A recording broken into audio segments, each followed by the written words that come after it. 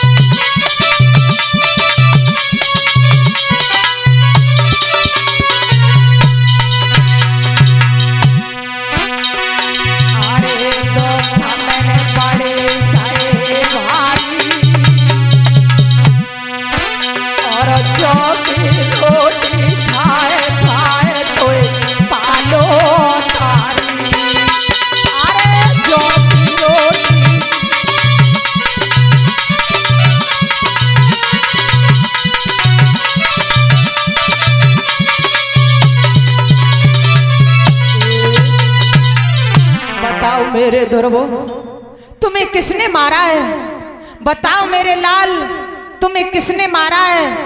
कथा प्रेमी भैया आज ध्रुव ने नन्ही नन्ही भैया अपनी मैया की गर्दन में फंसा ली और फूट फूट करके रोने लगे। क्या बताऊं माँ, क्या बताऊं मेरी मैया, कुछ कहने में नहीं आ रहा है। हम और भैया पिताजी की कचहरी में खेलने चला गया। क्या बताऊं माँ, खेलते खेलते जब पिताजी के पास पहुंचा तो मैं पिता की गोदी में बैठ गया और मेरा भैया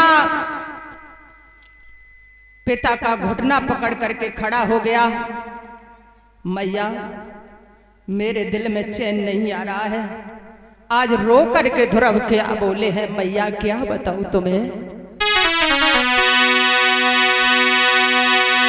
बबुला ने मैया मोए गोदा बैठा लो,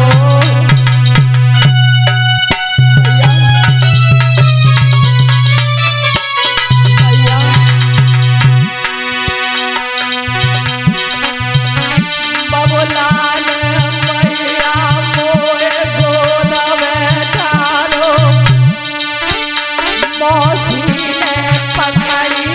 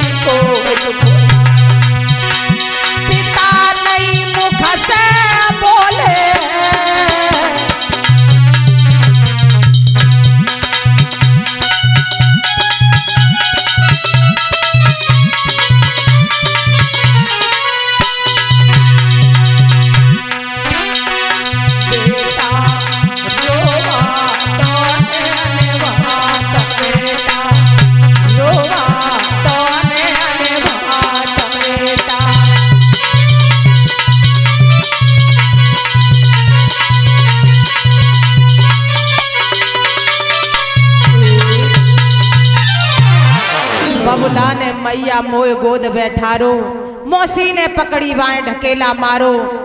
मौसी ने कहा ये उत्तम के पिता है, तुम्हारे पिता नहीं है। सुनीति ने सोचा ऐसे शब्द बेटा से कह दूं तो मेरा बेटा बहल जाएगा। का बेटा, मौसी ने सच कहा, वो तो उत्तम के पिता है, तुम्हें बाहर नहीं जाना चाहिए था।